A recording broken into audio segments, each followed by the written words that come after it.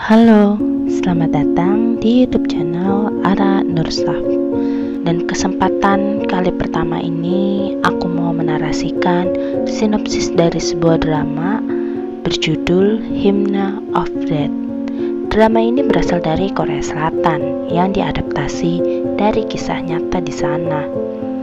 Drama ini memiliki alur mundur yang berkisah tentang alasan dibalik seorang penulis bernama Kim Woo Jin dan penyanyi Yoon Sim-dok yang melakukan bunuh diri bersama. Tanpa berbasa-basi, kita langsung saja ke ceritanya. Di awal cerita diperlihatkan pada tanggal 4 Agustus 1926 di sebuah kapal feri yang sedang berlayar di malam hari. Salah satu ABK kapal sedang berpatroli, tak sengaja mendengar iringan irama musik. Ia pun mencari sumbernya dari mana. Tak lama ia menemukan sebuah kamar. Berniat ingin menegur, malah mendapati kamar tersebut kosong. Hanya ada barang-barang dari si pemilik kamar. ABK itu pun tak sengaja melihat sebuah kertas dan sejumlah uang di atas meja.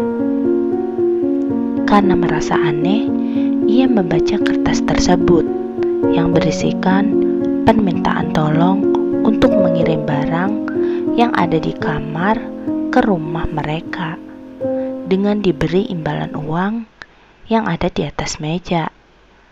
ABK itu terkejut. Dengan panik, ia menyusuri ke seluruh kapal mencari pemilik kamar tersebut. Tapi ia terlambat. ABK itu hanya menemukan 2 pasang sepatu di pinggir pagar kapal. Inilah cara sepasang kasih itu bunuh diri. Flashback kembali ke tahun 1921 di Tokyo, Jepang. Masa itu Korea masih bernama Joseon dan belum merdeka, masih dikuasai oleh pemerintahan Jepang. Di sebuah ruangan terdapat sekumpulan mahasiswa dari Joseon yang sedang berdiskusi untuk pembuatan drama musik yang akan dipentaskan dalam tur berkeliling di 10 kota di Joseon. Tur itu diketuai oleh Kim Woo Jin, seorang pemuda tampan 25 tahun, mahasiswa sastra Inggris di Universitas Waseda, Jepang. Kalau tahu Jerampolin, ya, itu adalah kampus yang sama. Kembali ke cerita. Dikarenakan kekurangan pemain, teman Woo Jin mengatakan akan meminta temannya untuk bergabung di drama mereka. Terlebih lagi, temannya itu juga sangat pandai bernyanyi. Woo Jin pun menyetujuinya. Teman Woo Jin pun pergi bertemu dengan temannya yang bernama Yoon Sim-dok, seorang gadis berparas cantik dan memiliki bakat bernyanyi yang sangat merdu. Ia juga mahasiswa di salah satu sekolah musik di Jepang zaman itu. Teman Woo Jin pun mengutarakan niatnya untuk mengajak Sim-dok bergabung ke drama musik mereka. Sim-dok berpikir ini agak berbahaya, karena saat itu Joseon sedang masa terpuruk. Sim-dok tidak mau ini berpengaruh dengan beasiswanya. Namun, karena merasa tidak enak menolak langsung, Sim-dok beralasan akan bertemu pemain drama lainnya, baru ia akan memutuskan bergabung atau tidak. Keesokan harinya, Sim-dok datang ke tempat yang sudah diberitahu. Sebelum mengetuk pintu, ia malah terpaku dengan suara seorang laki-laki yang sedang membaca puisi. Tanpa berbasa-basi, Sim-dok masuk, mengatakan siapa penulis puisi itu. Woo Jin yang sedang membaca puisi pun merasa terusik dengan Sim-dok yang masuk tiba-tiba tanpa mengetuk pintu. Terjadi sedikit perdebatan di antara mereka. Sim-dok pun berniat untuk pergi, malah bertemu dengan teman Woo Jin. Teman Woo Jin pun menyapa mereka dan memperkenalkan siapa Woo Jin dan siapa Sim-dok. Baru beberapa menit dikenalkan, mereka kembali berdebat. Karena tahu Woo Jin ketua tur tersebut, Sim-dok menanyakan, Mengapa harus membuat drama saat negara sedang terpuruk? Bukankah itu adalah hal yang sia-sia dan cukup berbahaya? Woo-jin mengatakan, tujuan drama musik ini tak hanya menggalang dana untuk membangun aula, tapi juga untuk memberikan semangat kepada negaranya yang sedang terpuruk, yaitu dengan caranya sendiri. Simdok terdiam, lalu mengatakan ia akan ikut bergabung dalam drama ini, tapi tidak untuk berakting, melainkan hanya bernyanyi saja. Woo-jin pun menyetujuinya. Latihan dimulai dengan Simdok yang bernyanyi sangat merdu, membuat isi ruangan terpukau. Perhatian Simdok teralihkan kepada Woo-jin yang justru hanya fokus pada buku.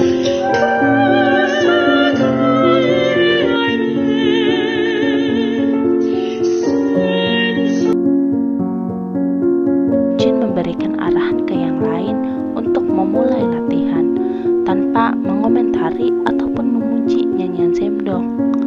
Selesai latihan, Simdok pergi sendirian untuk makan mie. Masih kesal sama perlakuan Woo-jin.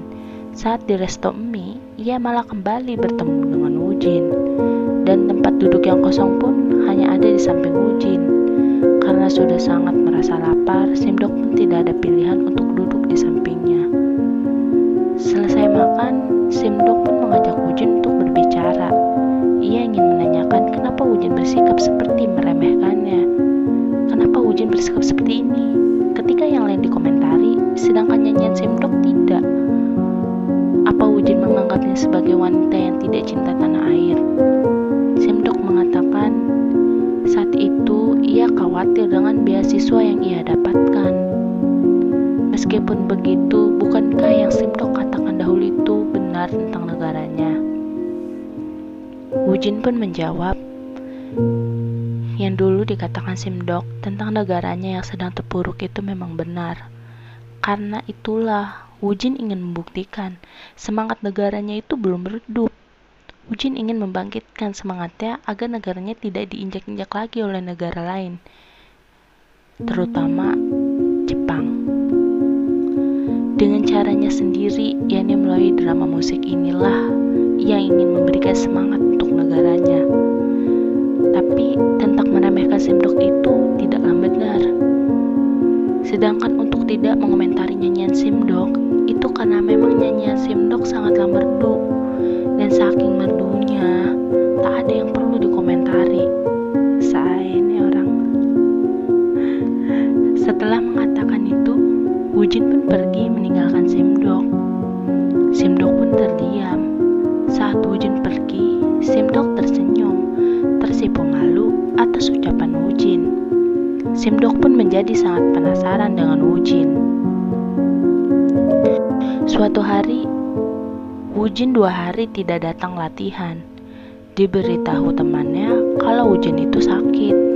Simdok pun berinisiatif membuat bubur untuk Woo-jin dan datang ke kosannya.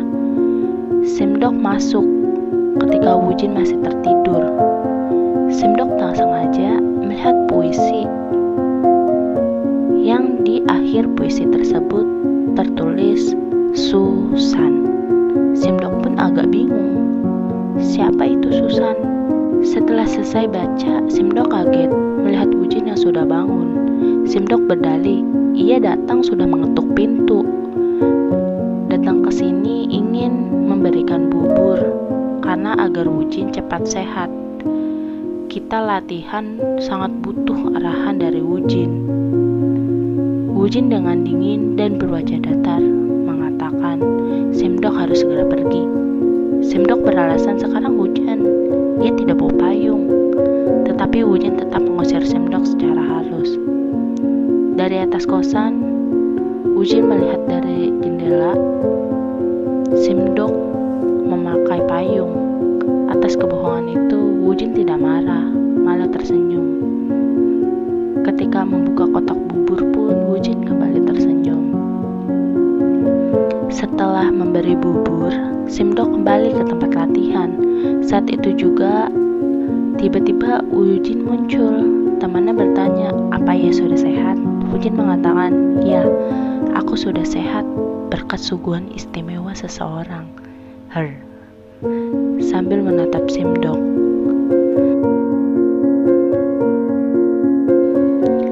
Hari demi hari berlalu, mereka latihan dengan tertawa riang, bahagia. Wujin dan Simdok sesekali saling menatap. Setiap pulang latihan menjadi kesempatan mereka untuk pulang sambil ngobrol bersama. Sebentar lagi adalah hari H mereka pementasan. Sebelum berangkat, mereka menyempatkan untuk berfoto bersama. Di hari keberangkatan, di atas kapal Simdok mengatakan ke Wujin, ia sangat gugup dan bahagia. Inilah kali pertama ia akan bernyanyi di tanah airnya. Wujin hanya tersenyum menatap Simdok yang sedang berbicara. Ketika hari pementasan, mereka melakukan tur ke 10 kota yang ada di Joseon. Kota terakhir, pementasan mereka pun tetap berjalan dengan sukses. Tapi tanpa mereka tahu, ada beberapa tentara Jepang yang juga ikut menonton.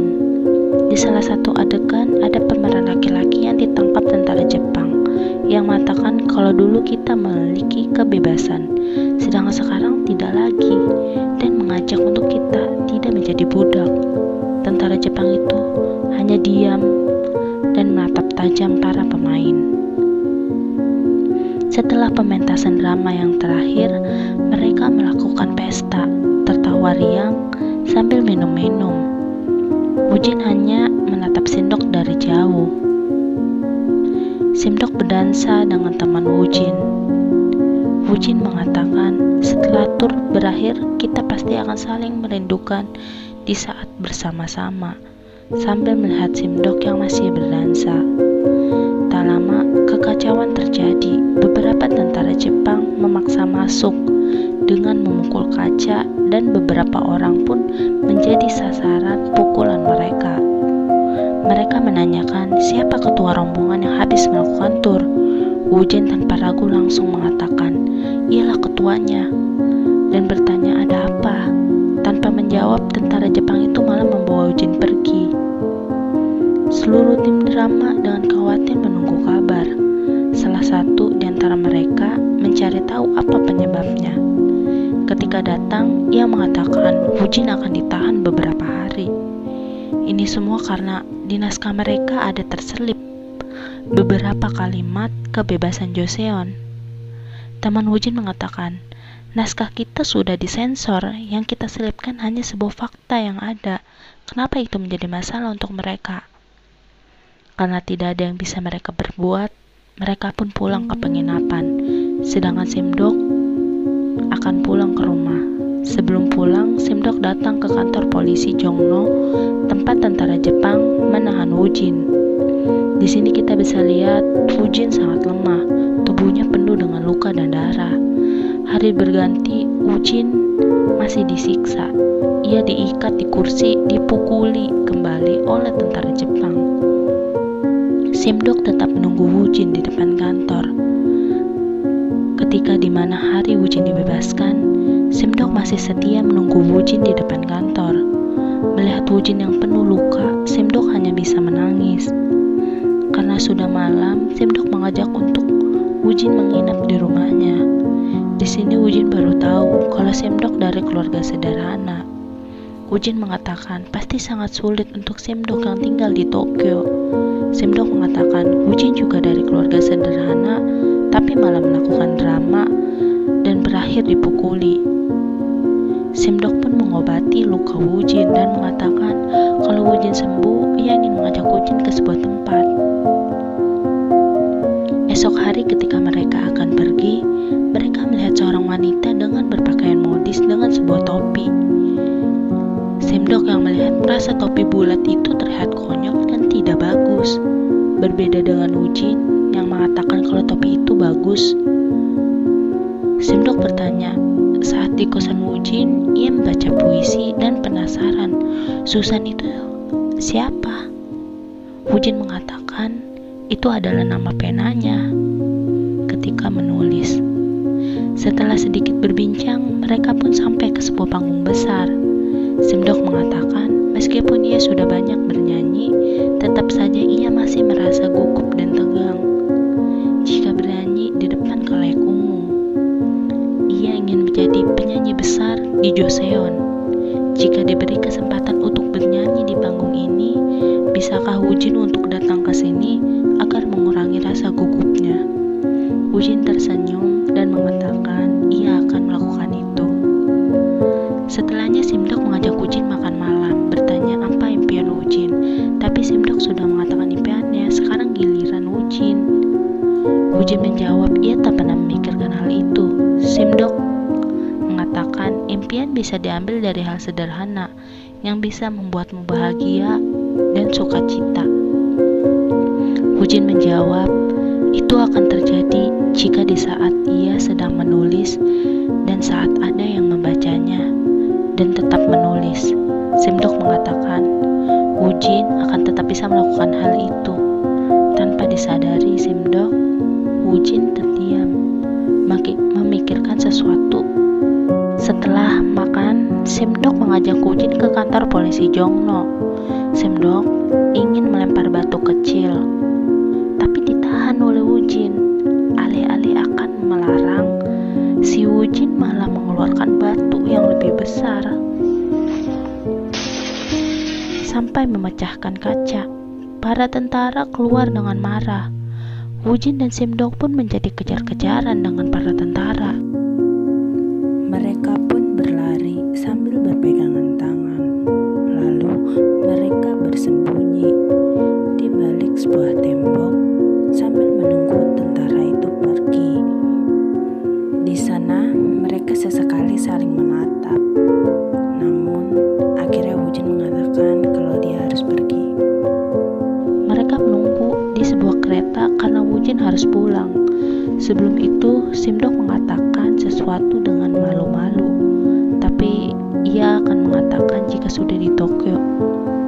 Woo-jin dengan tatapan sendu mengatakan pada Simdok, sebelum pergi ke Tokyo, Woo-jin ingin mengundang Simdok dan para rombongan pemain drama untuk bermalam di rumah Woo-jin di daerah Mokpo.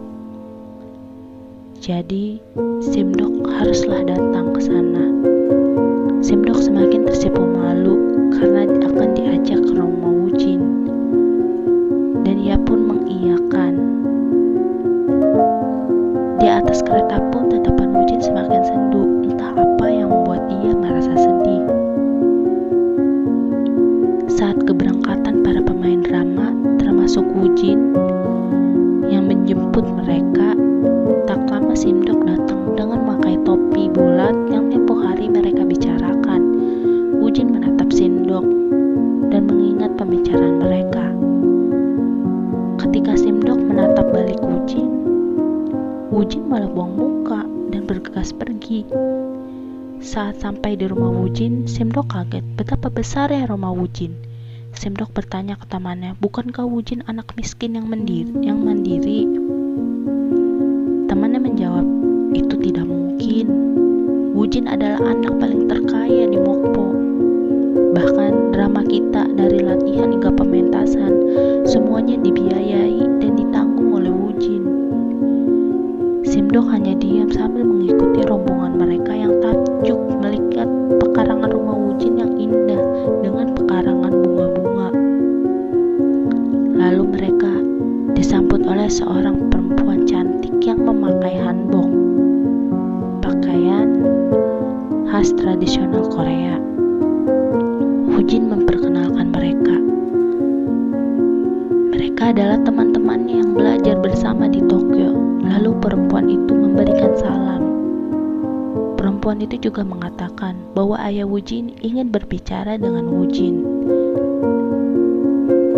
Dan pembicaraan mereka diakhiri dengan, suamiku. Ya, Woo-jin ternyata sudah menikah.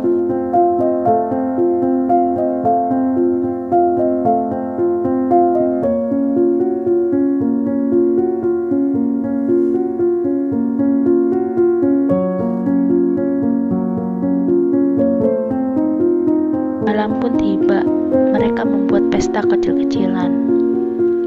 Tiba saatnya Simdok diminta untuk bernyanyi, Simdok yang masih larut akan kesedihannya tentang kenyataan ini hanya bisa berdiam diri. Ia tak bisa bernyanyi. Simdok memutuskan pergi ke kamarnya. Di sana ia mengemasi semua barangnya, meninggalkan sepucuk surat dan topi bulatnya itu. Surat itu berisikan bahwa ia ada urusan terburu-buru dan harus pulang ke rumah. Keesokan harinya, setelah para rombongan pergi ke Tokyo, Woo-jin mengatakan ia akan menyusul mereka setelah menetap sebentar. Saat akan masuk rumah, Woo-jin melihat ayahnya. Mereka mengobrol di kamar. Ayah Woo-jin marah. Kenapa Woo-jin berlarian seperti para badut dan menulis sastra? Ayah Woo-jin mengingatkan kalau Woo-jin adalah putra tertua dan akan menjadi penerus bisnis. Jadi, tak usah menulis sastra dan berlagak seperti patriot. Woo-jin meminta maaf dan mengiyakan permintaan ayahnya dengan tangan yang bergetar. Di ruang kerja, Woo-jin masih merenung. Tak lama istrinya datang memberikan topi Simdok yang ketinggalan.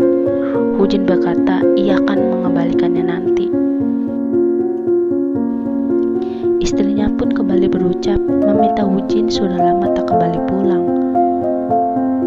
Woo-jin harus menahan kegiatan yang membuat ayahnya kecewa, yakni menulis sastra. Woo-jin malah bertanya ke istrinya, apa ia tidak lelah menjalani kehidupan yang sudah direncanakan. Jadi Woo-jin dan istrinya ini melakukan pernikahan perjodohan. Setelah 4 bulan saat di Tokyo, Simdok pergi menemui Woo-jin karena merasa tidak enak kalau tidak mengucapkan kata selamat tinggal. Simdok pun berkata terima kasih waktu itu Woo-jin telah mengundangnya untuk datang ke rumah. Simdok dan Woo-jin saling mendoakan yang terbaik untuk mereka. Setelah berjabat tangan, mereka pun pergi berlainan arah. 5 tahun kemudian, bersambung ke part 2 ya.